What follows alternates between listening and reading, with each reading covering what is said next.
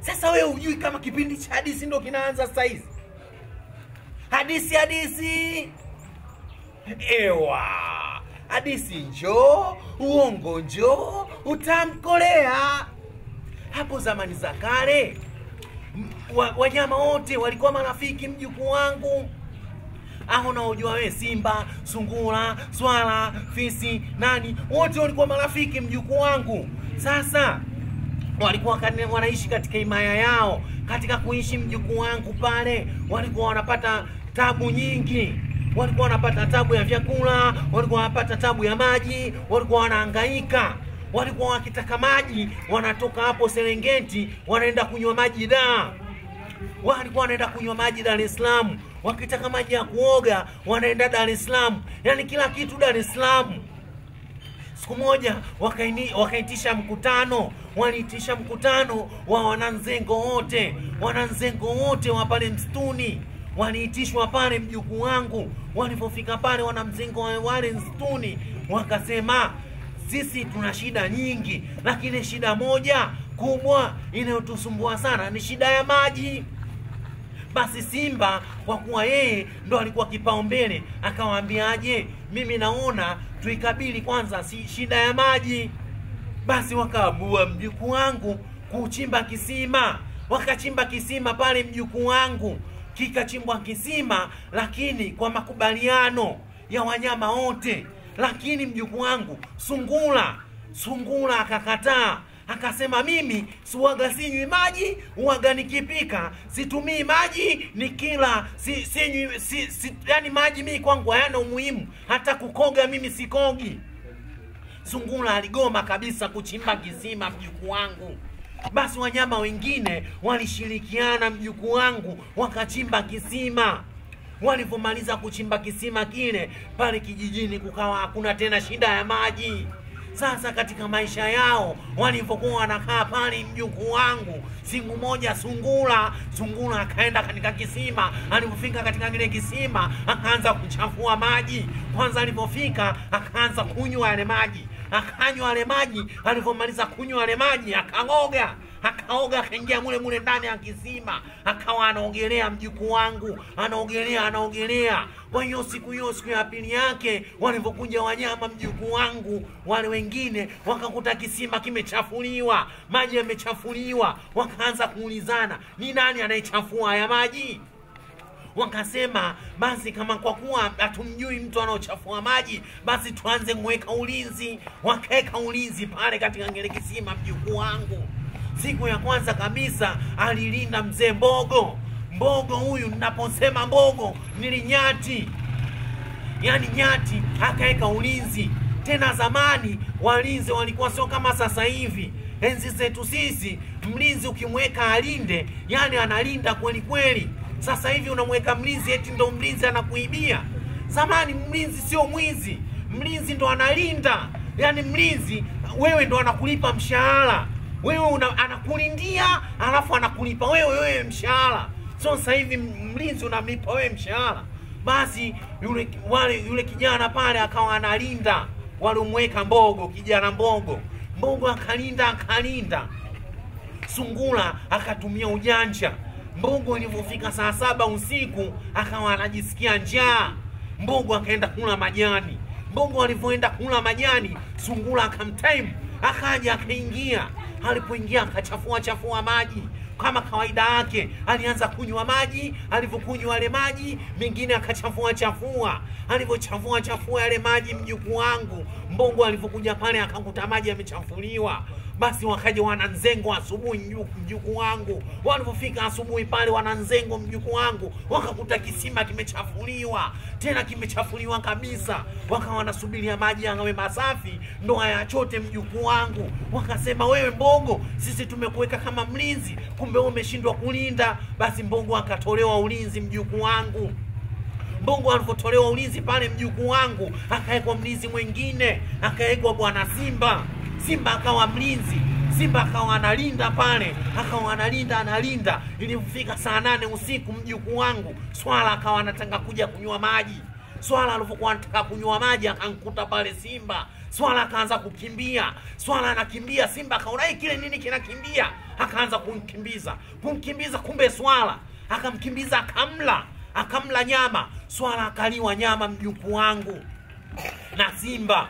Basi yule sungura kumbe alikuwa karibu na pale. Alipomuona swala anakimbizwa na simba mjukuu wangu, swala akaingia moja kwa moja kwenye kisima, akanywa maji. Alivyokunywa maji akaanza kuoga, akaogelea mule kwenye kisima, akachafua yale maji yote. Alivyochafua yale maji mjukuu wangu, wanyama wanakuja asubuhi alfajiri za zamani, sio alfajiri ya sasa hivi. Eti sasa hivi mtu saa 11 asubuhi ndo alfajiri, zamani saa 6 mchana ndo alfajiri. Basi wamekuja pale, walivyokuja pale mjukuu wangu wanataka kuchota maji. Walivyokuwa wanataka kuchota maji, wanakuta maji yameshachafuliwa.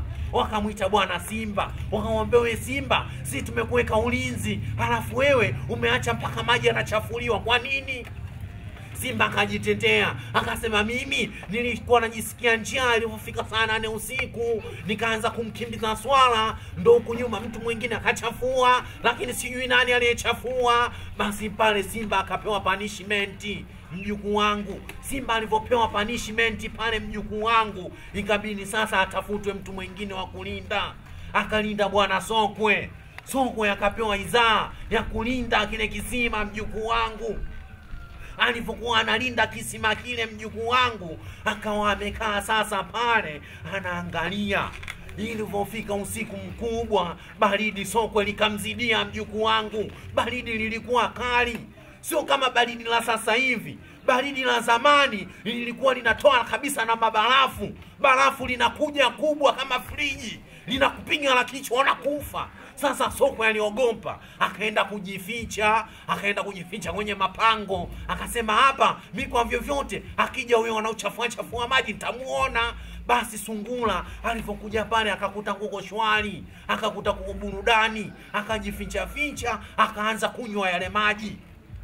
Akanywa yale maji mjukuu wangu. Baada ya kunywa yale maji, alipomaliza akaanza kuoga. Akaoga, akachafua maji yote. Alitoa matakataka yote ya madampo. Kwenye madampo haya unayojua wewe ya takataka mjukuu wangu, akaleta uchafu pale, akachafua maji. Alivyochafua maji mjukuu wangu, basi asubuhi ya alfajiri ilipofika, wananzengo wa nyama wakanya. Walipofika pale wakaona mbona maji yamechafuliwa, na wewe tumekupa idhaa ya kulinda bwana Sokwe. Sokwe akajitetea, akasema mimi nilijificha, baada vile kuona kuna baridi sijamuona huyo alochafua. Basi Sokwe akapewa punishment, akaambiwa na simba, yani wewe kuanzia leo mimi nikikuona na kutafuna kama nyama. Mpaka leo ukimuona Sokwe anamuogopa kabisa simba. Basi Sokwe akafukuzwa, akatokea mlinzi mwingine Kiboko alipokuja pale akasema mimi nitalinda, kwa sababu mimi sikai nje, mimi nitakaa ndani kabisa ya kisima. Basi wakamkubalia, akakaa ndani ya kisima, akajichimbia ndani. Basi alipojichimbia ndani mule Kiboko, sungura akaja. Alipokuja, kwa sababu Kiboko hawezi kukaa sana chini ya maji, Kiboko akatoa lipua lake nje, akawa anapumua mjukuu wangu. Sungura akamuona ule upande Kiboko aliokuepo, basi akaenda upande wa pili. Visima vya zamani mjukuu wangu sio kama visima vya sasa hivi. Eti unakuta kisima kidogo. Kisima cha zamani ni kisima kikubwa. Unalikuta likisima linatoka hapa mpaka Dubai. Huko Dubai huko kisima kimoja tu mjukuu wangu. Basi yule sungura akachafua maji pale, akaondoka. Walipokuja asubuhi wakamlaumu sana bwana Kiboko. Wakamwambia wewe Kiboko, si tumekupa izini ulinde, utulindie maji yetu, na wewe unaishi kwenye maji lakini umeshindwa kulinda. Kiboko pale akafukuzwa mjukuu wangu, akaambiwa wewe hufai kulinda. Basi akatokea mamba mjukuu wangu, mamba wa zamani, sio kama mamba wa sasa hivi. Eti mamba wa sasa hivi ana meno madogo. Mamba wa zamani ana meno makubwa kweli. Mamba wa zamani jino lake moja tu linaweza likatoka Hong Kong mpaka Thailand. Yani jino lake moja tu mjukuu wangu. Basi mjukuu wangu yule mamba akawa analinda, akawa amejichimbia pale ndani, amejichimbia chini kabisa ya kisima. Yule sungura alikuja, akaja, alipokuja pale, yule alipofika mjukuu wangu akaanza kuchafua yale maji.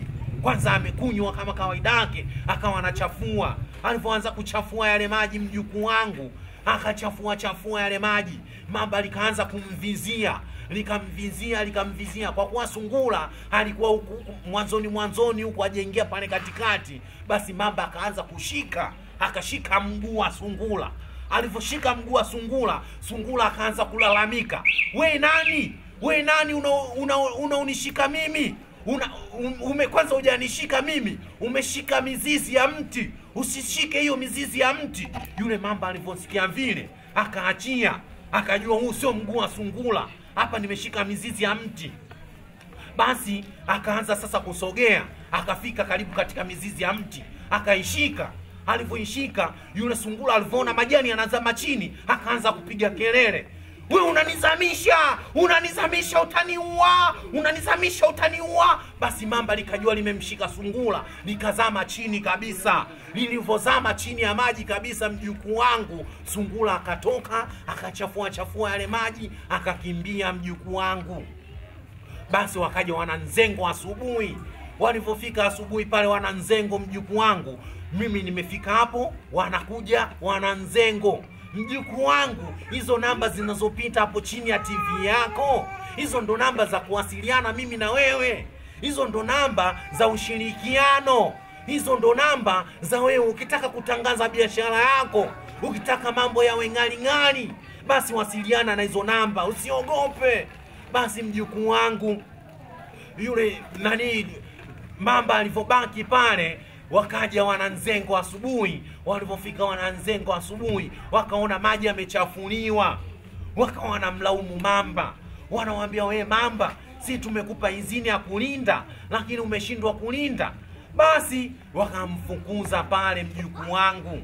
Sasa kwa kuwa binadamu siku hizo alikuwa na urafiki na wanyama, binadamu akasemaje, nyinyi kwa kuwa mmeshindwa kulinda, naombeni na mimi nilinde.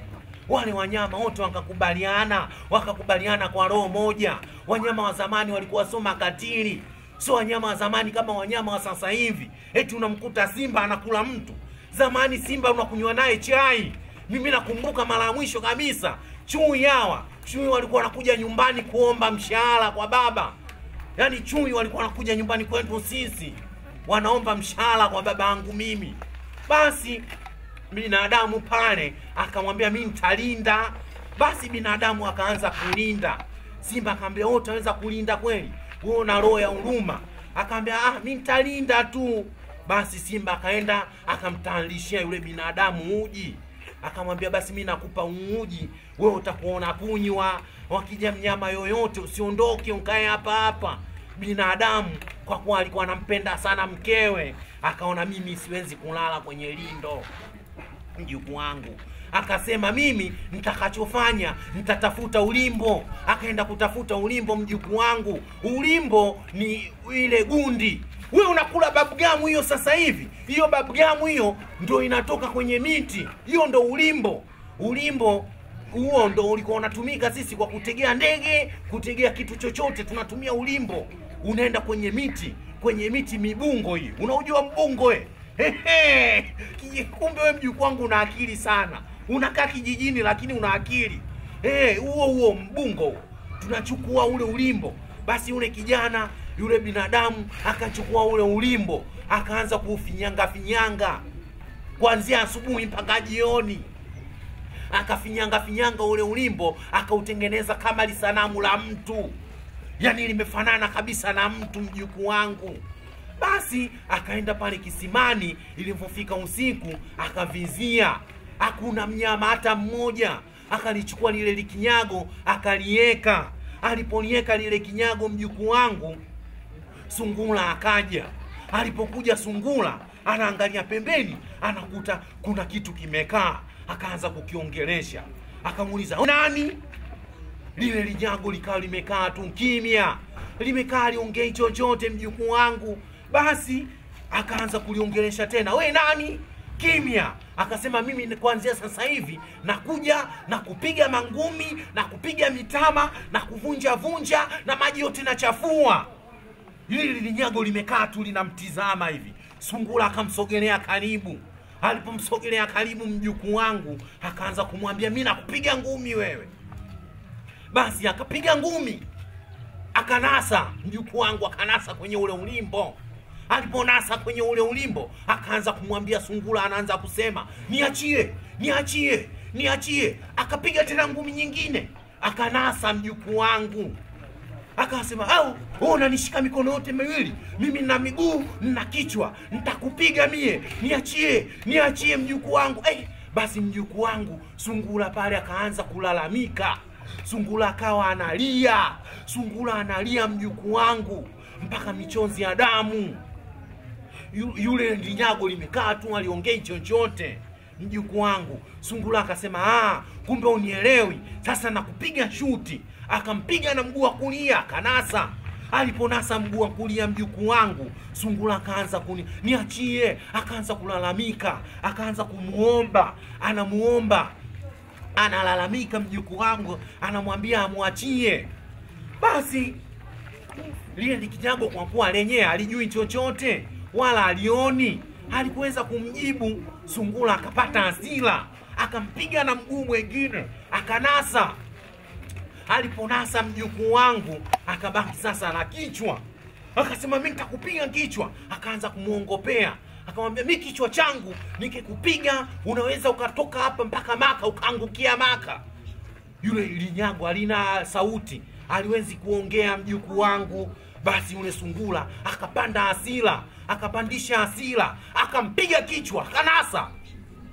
Basi aliponasa na kichwa, sungura akawa hana ujanja, akawa amekaa pale, akakaa pale mpaka asubuhi mjukuu wangu.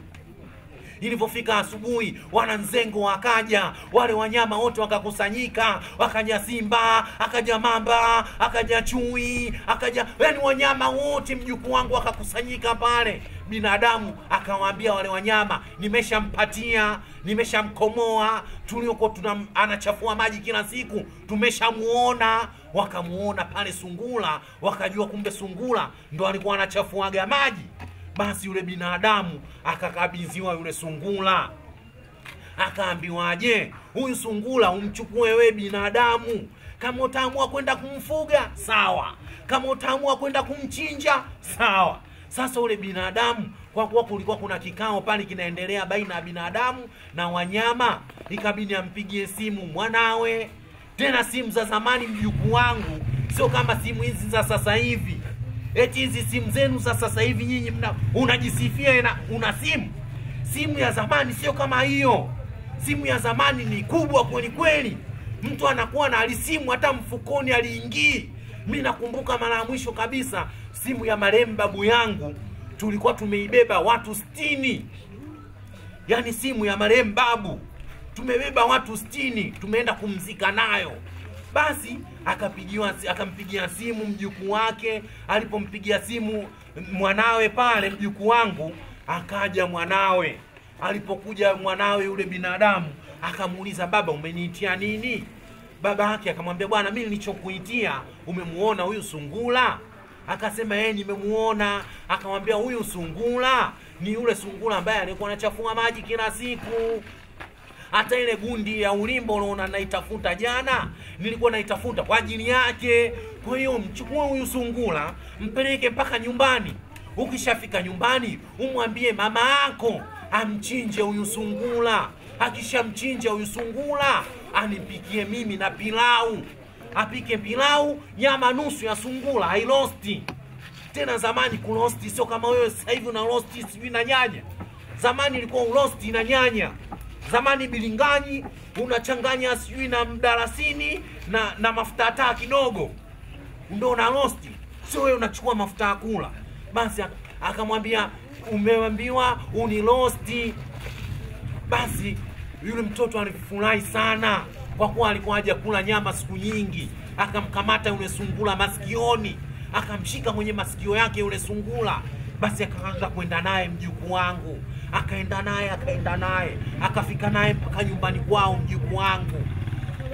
Sasa walipofika nyumbani kwao, Sungura akamuuliza yule mtoto, hivi wewe baba yako alichokuambia unakikumbuka kweli?